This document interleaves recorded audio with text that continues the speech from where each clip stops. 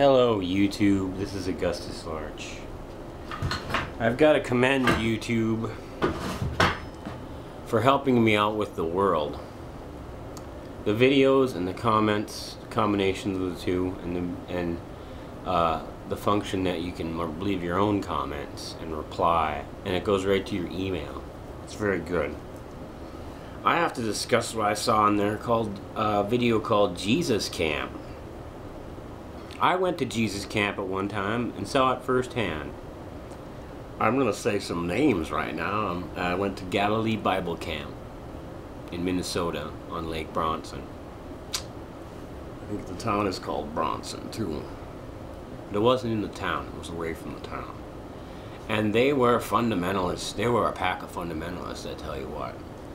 They made sure that you worshipped, that you brought your own Bible and worshipped it like a god into itself.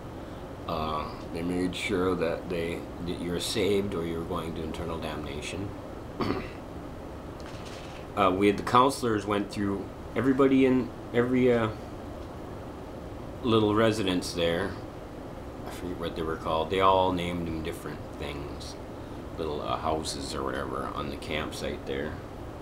And the dormitories, I think that's what they called them. But anyway, I was in there, and there were some neighborhood kids, and their father had died in a logging accident. And the counselor said, at night after it's sleeping time, you can come and talk to us for one-on-one counseling. If you have anything about Jesus or anything you need to speak about, we will be here. So they went in there and wanted to know that they knew their father wasn't a Christian, and he died in a logging accident, and they want to know if he possibly, and he was a really good man, possibly did he go to heaven? And they told him no. They told them no. There was two boys, and I'm not going to say their names, but they were crying and distraught, but yet they would not relent and say, but you can be saved. It's still time for you. And it was just an avalanche. It was a slippery slope, because then everybody else came out of the woodwork and saying, someone in my family died and they weren't a Christian. Are they in hell? Yes, they're burning for eternal torment in hell. And this went on, and I tried to counter this. I went into one-on-one counseling too, and I went in there and brought up every contradiction I could think of in the Bible and say, like, well, you know, when the Israelites were leaving in Exodus, well, when they were leaving in Genesis, and when they were in the I think it's Exodus and Genesis.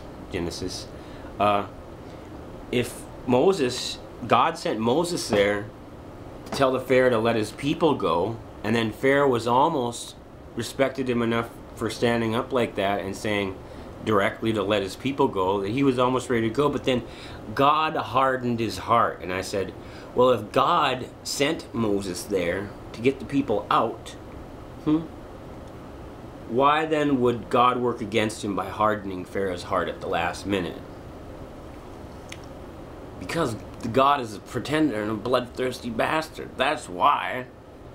And you know, that's what I was getting at. And pretty soon they brushed me away and saying, you're not important enough for one-on-one counseling, and not so many words. But then they continued to terrorize these other kids, giving them a lifetime complex.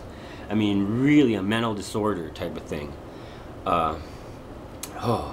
And I've been there with the constant, relentless music, and everybody singing with their hands up and go, oh, Jesus, Jesus, and save me, I'm a sinner, type of thing. And it was a very public thing, and they single out the kids that thought it was a real scam, and made him a pariah in the whole camp's eyes. It was like horrible. And I see this on YouTube in the Jesus Camp, and I was like, this kind of religion, it's a mental disorder. And I was watching that as well too. I forget the person's name who posted it, but he said, religion is a mental disorder. Of course it is.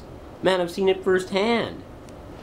And I was thinking, I don't even like this God. He's responsible for everything good, but then he's bloodthirsty. He demands exacting tributes and dedicated praise. He claims that he's jealous, but then yet he's a deity without fail, responsible for everything good, but then he says, but I'm jealous. How can he be jealous of anybody if he's a deity, if he's the supreme deity of the universe? He should, if that's the truth, he would have approached it in a whole different way. But I didn't. Because it isn't a thing to get you salvation. It's a thing to get a hold of your being. Religion is, Christianity, or any other religion. The entire Judeo-Islamic Christian ethos, so Judeo-Christian Islamic ethos would be better. Because Islam came last. But it's just hero stories. It's a collection of hero stories that the people that adhered to them before didn't take them literally. They used them as a analogy, as like parables to explain how people are. And we want you see the king. He's kind of the same way. He's kind of a psycho who demands things, and he's exacting. He micromanages, and we're going to reflect that with the kingdom here on earth that controls you.